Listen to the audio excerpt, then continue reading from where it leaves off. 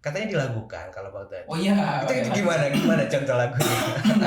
Ayo santri kita mengaji menggunakan metode Baghdadi.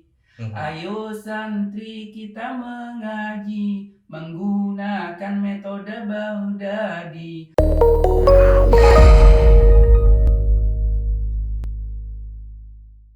Assalamualaikum warahmatullahi wabarakatuh. Waalaikumsalam.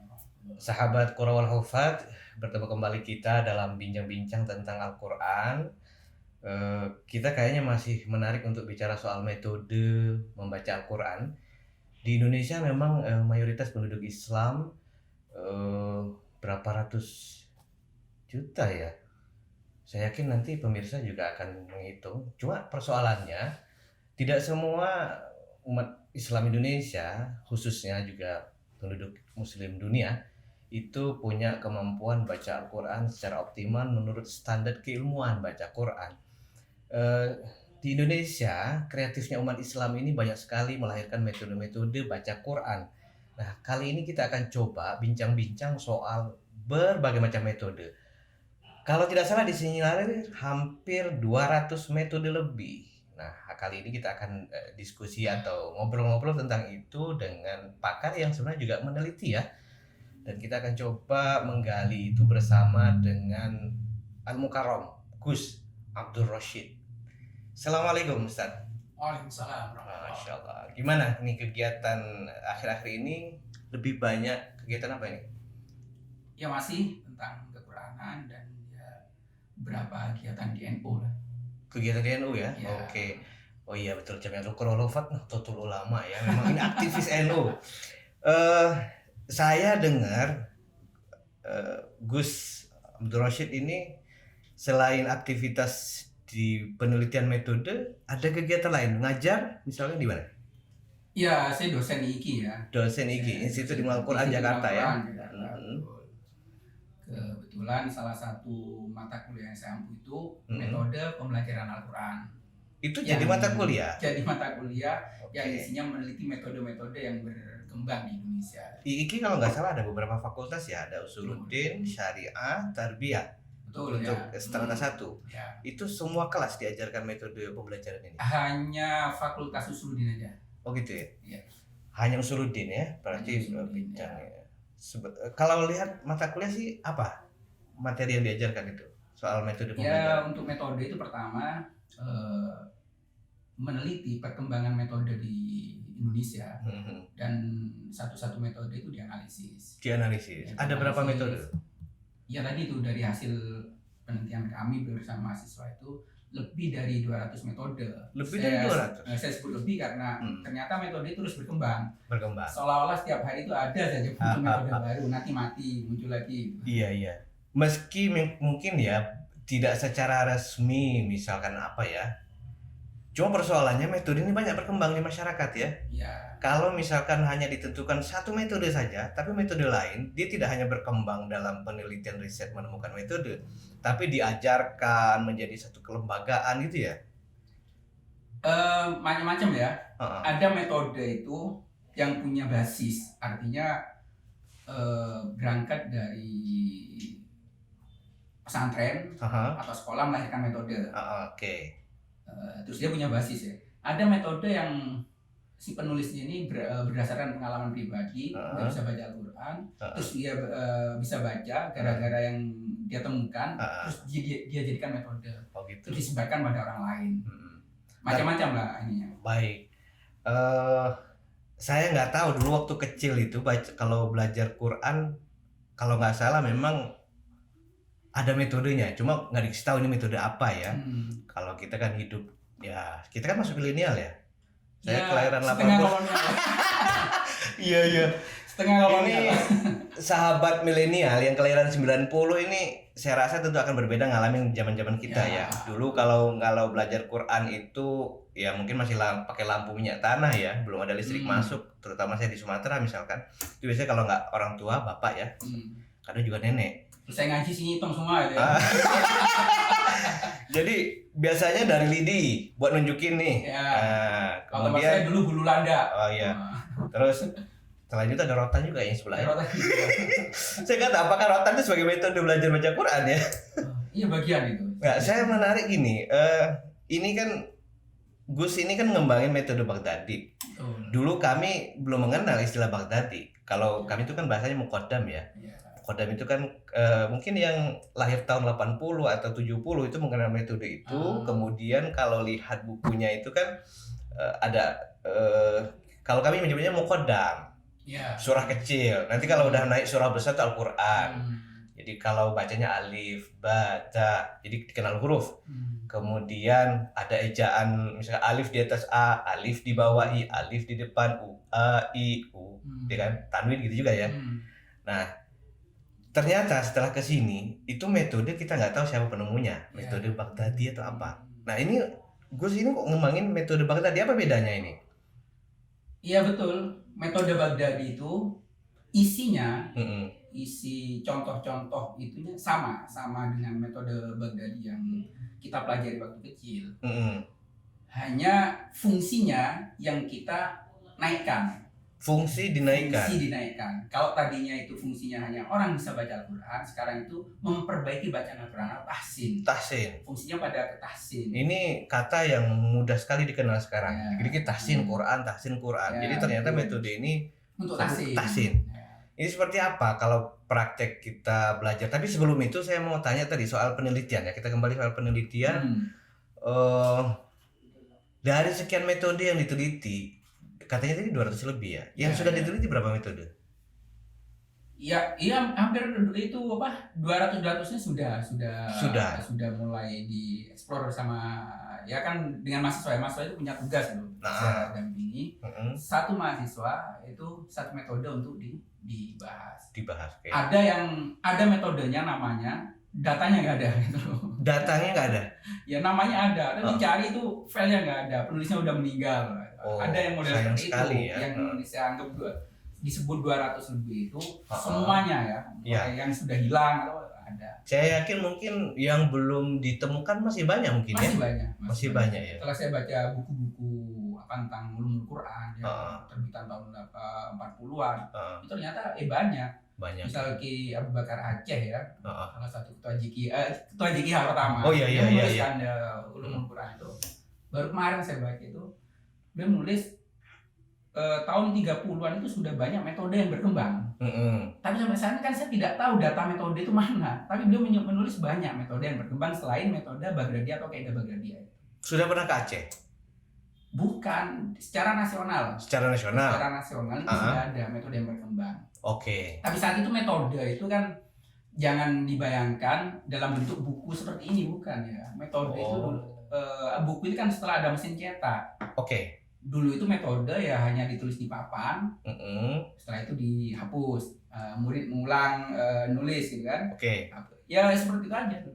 Oh iya, dunia belajar baca Quran ini kan ada istilah BTQ, baca tulis Quran ya. Jadi ada aspek menulis, ada aspek belajar membaca. Kalau dari ini kesimpulan secara umum deh, ini kan banyak sekali metode, sampai 200-an lebih. Kalau dikelompokkan sama Gus Rosid selama ini itu berapa model sih kalau di klaster secara umum? Ada 4 lah. Ada 4 ya? Untuk sampai sekarang ya. Itu ya ada yang saya sebut dengan metode tahaji, mengeja. Bukan pergi haji ya, tahaji. Bukan, tahaji. Pakai H. Tahaji, mengeja. Ingat ya, tahaji mengeja itu model yang pertama ya. Mengeja itu artinya mengeja. Pertama mengenal huruf hijaiyah, alif, ba, ta, sa, jim, ha, ho sampai selesai. Huruf ya. Terus nanti baru mengeja, dikenalkan harokatnya. Harokat itu dulu seperti Kang Dos tadi menyampaikan, ada yang menggunakan bahasa daerah, ada yang menggunakan bahasa Arab, ada yang awal-awal pakainya bahasa Persia malah, Jabar itu, alif Jabar A, alif Jeri, alif Fes U. Oh itu bahasa Persia itu. Persia Iran ya kalau Iran. Sekarang ya, kalau itu kan masih Irak, Baghdad kan Persia kan. Bahasanya Persia ejaannya. Keterkaitan antara Baghdadi dan Persia itu kan dikaitkan lagi dengan pada masa Abbasiyah. Jadi di otak-atik lah sama orang, berarti ini munculnya dulu pada masa kejayaan Baghdad.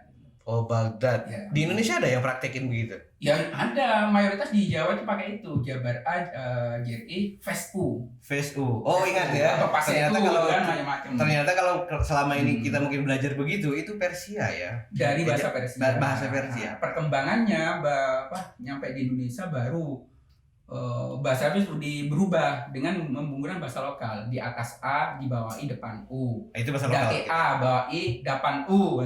Itu bahasa mana itu? Bahasa luar Jawa lah. Bahasa Indonesia lah. Bahasa Sunda. Bahasa Sunda sama masih Jabar Jazz. Oh. Masih secara umum pakai itu. Terus nama-nama sendiri itu menarik. Baghdadi ini namanya ada yang nyebut turutan. Turutan itu artinya yang diturut atau dicontoh atau ditiru ya. Turutan. Ada yang nyebut dengan Kodam tadi itu di daerah Aceh atau di Bima. Kami orang Melayu Kodam. Malaysia sampai sekarang Kodam. Ada yang nyebut dengan Al-Quran kecil. Di Makassar Al-Quran kecil. Kenapa Al-Quran kecil? Ini sebelum masuk ke Al-Quran besar. Ya Al-Quran yang 30 juz itu ya. Ada yang juga disebut dengan juz amma karena di bagian Baghdadi itu ada juz amma. Juz amma betul. Juz amma. Padahal juz amma itu tambahan, bukan bagian dari kaidah Baghdadi sebenarnya. Tambahan. Berarti tahajji yang pertama, yang kedua itu talaffuzi atau langsung melafalkan. Melafalkan itu ya kalau di Indonesia pelopornya metode qiraati itu. Qiraati dan lain-lain ya. Ya langsung a ba itu artinya talaffuzi langsung melafalkan tanpa dieja. Qiraati apa iqra? Sama qiraati, iqra kan sistemnya talaffuzi dia. Talaffuzi. Terus ada yang menggunakan kiasi itu menggunakan analogi ya, pakai analogi. Ini yang ketiga ya, gambar ya, menggunakan sistem kiasi ini ada yang menggunakan asosiasi gambar, ada yang menggunakan asosiasi huruf Latin itu belakangan ya. Sistem talaffuzi juga dibagi lagi itu, ada yang menggunakan suku kata, ada yang menggunakan kata lembaga. Contoh. Suku kata itu kayak ikro, qiraati dan lain-lain. Yang kata lembaga itu kayak al-barki, ada raja maha kaya. Kata bana sama laba menggunakan suku kata lembaga, nama yang sudah dikenal. Itu bersamaan dulu ketika pembelajaran bahasa Indonesia menggunakan itu, mempengaruhi juga pembelajaran BTQ, bahasa Quran. Itu kalau pakai bahasa daerah bisa juga. Ya bisa saja ya, bahasa daerah. Ya bisa di otak-atik, yang penting ada. Tapi ada nggak yang sementara yang saya tahu masih belum, rata-rata pakai bahasa Indonesia. Gitu. Ada namanya metode mama papa. Nah, maksud saya ini hebatnya Indonesia Nusantara ya. Itu bahasa daerah itu bisa matching juga dengan bahasa pembelajaran Quran ya. Namanya saja. Nama metodenya aja yang dipakai itu. Kayak tadi itu ya, turutan, terus Al-Quran kecil sama kan. Ada yang saya terakhir itu menemukan malah di Manado, itu disebutnya Bekara dari Al-Baqarah. Bekara itu menarik juga. Iya. Setiap saya ke daerah itu mencari orang-orang tua. Ini dulu belajarnya metode apa? Saya dulu pakainya Bekara yang alif fathah. Itu berarti Baghdadi. Surah Al-Baqarah. Kebetulan saya meneliti ini udah lebih dari 4 tahun saya meneliti Baghdadi itu sebelum kemudian kita terbitkan. Saya teliti dulu kan. Nyari literatur dan macam. Tadi tahajji, talaffuzi, kiasi dan jam'i terakhir. Jam'i itu memadukan dari berbagai tadi, ada sistem mejanya ada, lafalnya ada huruf Latinnya juga. Itu namanya jam'i saya sebutnya. Kalau boleh sebut ada metode apa ini yang jam'i ini? Contoh. Saya menemukan itu kemarin yang kita waktu ada acara konsorsium dulu, pas saya namanya ada ya. Ada. Yang memadukan dari itu nanti PR bersama itu nanti kita cari. Sekarang kita coba fokus ke Baghdadi ini. Tadi soal perbedaan muqaddam, kemudian dia dikembangkan dalam pengertian tahsin. Mungkin boleh cerita sedikit deh soal sejarah Baghdadi nih, yang muqaddam tadi. Biar kita tahu sih siapa penemunya, kapan di Indonesianya. Awal mulanya gini. Saya kan dulu pesantren ya, menganggap sejak kecil pesantren belajar Al-Quran selesai. Terus saya kuliah di IKI S2. Di IKI itu ada namanya tahsin dan belajar tajwid. Saya tuh tidak pernah tertarik karena bagi saya tajwid itu selesai lah anak kecil gitu kan. Kan ada istilah ilmu mati ya. Iya, ilmu mati. Dari ngapain dulu belajar sampai lagi, kiamat gitu. itu teorinya itu aja. Iya. Oke. Terus akhirnya gini, suatu waktu saya terus belajar dengan terpaksa harus belajar lah karena ini menjadi suatu bagian dari harusnya belajar. Setelah saya belajar tahsin di itu, saya baru tahu bahwa diri saya itu nggak tahu apa-apa tentang tajwid. Saya belum jadi nol. Oh, selama ini saya hanya merasa saya itu bisa. Oke. Alasannya bisa. Alasannya gimana? Saya membaca Al-Quran. Ketika ditanya, bacaanmu benar apa enggak? Saya udah bingung. Iya, benar apa enggak ya? Ya perasaan benar. Ketika dikejar, benernya di mana? Bingung, semakin bingung. Ya, ini semacam self assessment ya. Iya. Jadi menilai diri. Menilai diri gitu loh. Kita merasa tahu, ternyata belum tahu. Ternyata belum tahu. Dan saya amati teman-teman ini kan rata-rata banyak alumni pesantren tahfidz. Ya. Ketika masuk IKI itu harus mengulang tahsinnya bahasanya. Karena tadi itu. Tahsin dulu nih, ini apa nih? Maksud tahsin nih. Tahsin itu membaguskan ya. Ya, tahsin itu membaguskan bacaan ya. Kita kan selalu bilang, semoga kita menjadi muhsinin, orang-orang yang baik, bagus ya. Jadi tahsin itu membaguskan bacaan. Jadi memenuhi hak-hak huruf Al-Quran itu. Akhirnya saya berpikir gini, ini kalau kondisinya seperti ini pasti ada masalah dalam sistem pembelajaran Al-Quran kita. Seharusnya kan sudah selesai. Di IKI udahlah fokus belajar qiraat sab'ah atau ke tafsirnya. Ngapain perlu masih ke tafsir lagi? Advance ya seharusnya. Ternyata proses kita belajar dulu tidak tuntas ternyata. Kenapa faktor tidak tuntasnya itu ada anggapan bahwa belajar Al-Quran itu cukup sampai tingkat dasar. Tingkat dasar dalam pengertian? Ya SD selesai lah. Okay. Makanya ada jenjang kan. Jilid 1, 2 sampai jilid 6 sampai kelas 6 selesai wisuda. Wisudanya menjadi penyakit. Wisuda kan wisuda. Akhirnya orang mau belajar Al-Quran dianggap kayak anak kecil. Oke. Padahal belum tuntas gitu kan. Jadi kayak level TPQ ya. Level TPQ. Taman Pendidikan Al-Quran. Sebelumnya kan Taman Pendidikan A pakai A ya. Kalau sekarang penitipan anak ya. Iya. Nah, terus setelah menyadari tidak bisa, belum bisa, itu gimana? Ya akhirnya saya berpikir keras kan. Setelah belajar banyak belajar dari kiai di IKI sampai tuntas. Saya berpikir sebagaimana cara. Saya terpikir itu Baghdadi. Coba pelajari Baghdadi. Baghdadi kok unik bagi saya. Tidak ada contoh berbahasa Arab. Tidak ada contoh berbahasa Arab? Tidak ada. Setelah saya teliti, itu belakangan ada falu.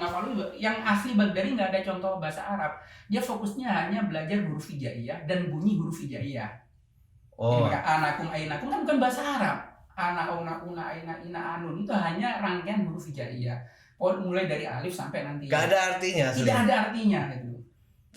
Terus penemu metode itu dari mana? Fungsinya setelah saya teliti kan ada penulis dari Mesir itu membahas itu. Fungsi dari Baghdadi kenapa tidak ada contoh dari bahasa Arab itu?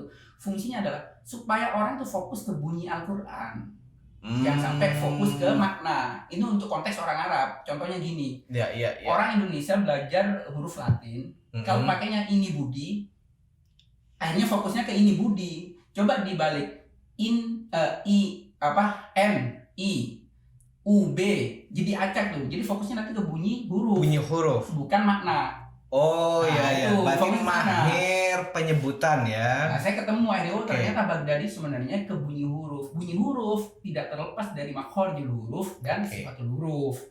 Itu kita pelajari kan di IKI. Makhorijul huruf ini adalah tempat keluar ya. Keluarnya cara huruf, penyebutan huruf yang tepat. Cara artikulasi. Tempat artikulasi. Tempat artikulasi. Kalau dalam fonologi tempat artikulasi. Sifat itu cara artikulasi. Oke. Akhirnya Baghdadi yang tadinya itu hanya untuk mengenal huruf hijaiyah, tapi kok nggak ada bunyinya, susunnya saya ubah menjadi berbasis makhorijul huruf. Urutannya saya ubah dari alif, ba, ta, tha, jim, ha, kha. Saya ubah menjadi hamzah, ha, ain, ha, win, kha, qaf, kaf, jim, shin, ya, dot, lam, nun, ro, ta, dal, to, zai, sin, sad, ta, dal, ba, mim, fa. Hurufnya sama, tapi urutnya mulai dari tenggorokan paling bawah, bagian tengah sampai ke Safawiyah. Ini yang saya pakai. Jadi lebih ditegaskan penyebutannya pada aspek makhorijul huruf. Urutan huruf hijaiyahnya ditukar berdasarkan makhorijul huruf. Tidak berdasarkan asmaul huruf. Itu tidak berurutannya itu. Yang saya dengar model ejaan itu ya. Iya. katanya dilagukan kalau Baghdadi. Oh iya. Itu gimana contoh lagunya? Kalau dulu kan yang sering kita dengar kalau yang alif ba ta tha jim ha kha dal zal ra zai sin shin shad dha ta dha ain ghain fa qaf kaf lam mim nun waw ha lam alif hamzah kan ya. dulu kan. Iya, saya dengar itu gara-gara punya anak nyetel itu. Iya kan ada lagu kayak gitu tuh. Kalau yang Baghdadi itu kan sekarang model ya di TV banyak lah. TV banyak. Nah, yang Baghdadi itu kita pakai lagu sendiri. Lagunya itu pakai nada-nada yang ada dalam nagom. Di dalam keputusan rapat bersama JKH di Taman Mini 2014 ini diputuskan nada yang digunakan untuk pelajaran Baghdadi itu pakai nada Hijaz. Nada Hijaz. Ini lagu asalnya dari negeri Hijaz itu. Hijaz itu Mekah sekarang Arab Saudi lah. Arab Saudi. Oke. Lagunya gini. Pakai pengantar. Ayo santri kita mengaji menggunakan metode Baghdadi. Ayo santri kita mengaji menggunakan metode Baghdadi, mengenal huruf hijaiyah. Mari kita mulai. Alif ba ta tha jim ha. Masih sama di situnya. Karena apa? Waktu saya menyusun ini kan saya hilangkan tadinya alif bata itu oleh Gefatoni. Jangan, ciri khas Baghdadi itu justru mengenal alif bata dulu. Karena saya tupingnya langsung hamzah. Yang hamzah itu gini, huruf hijaiyah terbagi 5. Oke, udah mulai. Pertama huruf halqiyah, ini sikal maksudnya. Huruf hijaiyah terbagi 5. Yang pertama huruf halqiyah, hamzah ain ha wain kha. Hamzah ain ha wain kha. Hamzah ain ha wain kha.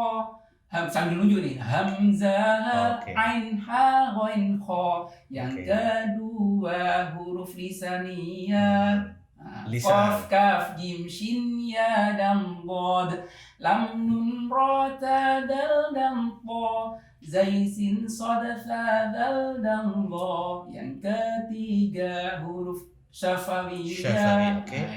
Hurufnya ba mim waw fa. Yang keempat huruf jaufiyah, huruf mat itu namanya. Yang kelima huruf waisumiyah, mim dan nun gunnah bacanya. Itulah huruf hijaiyah berdasarkan makhorijul huruf. Berdasarkan makhorijul gitu. Jadi ini sebenarnya kalau mau langsung bisa itu. Modelnya nyanyian ada teorinya di situ. Ada teorinya. Dan nadanya itu bisa pakai tausih baca Al-Qur'an. Tausih. Misalnya huruf ya. A'udzu billahi minasyaitonir rajim. Bismillahirrahmanirrahim. Bisa gitu loh. Yang penting apa nadanya. Tapi kalau ngajar gitu suaranya biasa-biasa gimana? Suaranya biasa-biasa. Jadi enak ya? Ya enak-enak aja. Dianggap enak sendiri lah gitu. Jadi dimodif lah, istilahnya dikembangkan, diinovasikan berdasarkan makhorijul huruf. Tanpa merubah lah, tetap alif batanya diinin. Nanti versi keilmuan makhorijul hurufnya diurutkan ya, diklasterkan gitu ya. Dan urutan contohnya itu sejak awal sudah saya urutkan berdasarkan makhorijul huruf. Jadi kalau biasanya alif fathah langsung saya hamzah, berarti hamzah. Terus contohnya hamzah semua, terus habis itu hamzah ha. Saya udah contohnya berbasis makhorijul huruf. Baik, Gus, ini menarik untuk sebagai pengantar kita bahwa metode Baghdadi ini pengembangan tahsin, menariknya itu disesuaikan dengan ada model lagu, nyanyian tadi sehingga pembelajarannya semakin asik ya. Selain yang tadi. Ya saya kembali ke tadi asal mula ya, kenapa kok Baghdadi. Setelah saya mengalami itu, saya berpikir kalau anak kecil bisa, kenapa harus nunggu menjadi mahasiswa untuk belajar tahsin gitu loh. Kalau anak kecil bisa, kenapa harus nunggu mahasiswa? Untuk belajar tahsin gitu loh. Oke, kalau dilihat umur berapa baru. Baghdadi memang ini pas setelah saya amati kelas 3 SD. Kelas 3 SD itu berarti umur berapa? Di bawah itu nggak bisa. Sebentar. 3 SD ya. Kalau masuk SD sekarang 7 tahun nih. 7 tahun. 7, 8, 9, usia 10 dong. 10 tahun bisa ya. Kenapa alasan 10 tahun baru bisa? Berdasarkan dari penelitian di lapangan. Anak kecil itu artikulasi kan masih susah. Oke. Nah, terus dia harus menggunakan nalarnya juga kan. Halqiyah, tenggorokan paling bawah itu kan pakai nalar. Sedangkan selama ini anak-anak kan hanya nyontos saja. Tapi kalau untuk usia kayak PAUD gitu, metode Baghdadi? Ya paling dia hanya nyanyi-nyanyi saja. Nyanyi saja, dia hafal tapi tidak tahu fungsi. Oke, Ya. Berarti gini, Bisa self assessment tadi itu artinya dia baca, dia ngerti salah apa tidak, kalau dia benar itu kenapa benar ya. Betul. Sehingga butuh usia 10 tahun baru mulai lebih optimal ya. Anak balik lah, hampir balik ya, menjelang balik. Tapi tidak menutup kemungkinan yang usia-usia PAUD enggak. Ya bisa saja, cuman gitu ya. fungsi Baghdadi itu tidak terserap secara utuh. Oke. Dia mungkin kan fungsi kalau anak PAUD kan hanya bisa menirukan saja. Tapi untuk menganalisis kan belum. Kalau saya usia 50 tahun nih belajar metode Baghdadi. Semakin tua semakin bagus. Oh gitu? Iya, tapi semakin lama. Semakin proses penyesuaiannya itu lama. Karena lidahnya mungkin sudah seperti ini. Kita sudah sekian lama ngomong berulang-ulang bahasa yang sudah keliru. Diperbaiki itu kan pasti butuh waktu lama. Misalnya saya pengalaman pribadi, saya itu memperbaiki satu huruf itu kadang butuh waktu sampai 3 bulan. Oke, ini reparasi. Tapi setelah sadar ya, tentu setelah sadar. Iya. Dan yang saya rasa pegel itu di sini nih. Pertama di sini nih pegel. Di sini nih, rahang nih. Sampai ke sini nih pegel semua. Pegel dalam arti capek. Nah, saya teringat ini. Oh, pantesan Ibnu Jazari menyebut gini. Walaisa bainahu wa baina tarkihi illa riyadatum ri'in bifaqihi. Sini nih. Fakun itu artinya bukan fak. Ini rahang ini. Rahang. Jadi orang membaca Al-Qur'an sebenarnya riyadoh di fak seberapa banyak dia berlatih. Saya kalau berlatih membaca. Usia 40 pingin lebih kelihatan awet muda, baca Quran metode ini kan? Betul, karena ini olahraga kan? Olahraga nih? Jadi gak perlu pijit apa gitu ya, baca Quran metode ini ya? Betul. Oh luar biasa ya. Baik, sahabat Qora wal Hufat, pengenalan kita soal metode Baghdadi ini cukup di sini dulu. Sampai bertemu di part selanjutnya. Terima kasih. Assalamualaikum warahmatullahi wabarakatuh. Waalaikumsalam warahmatullahi wabarakatuh.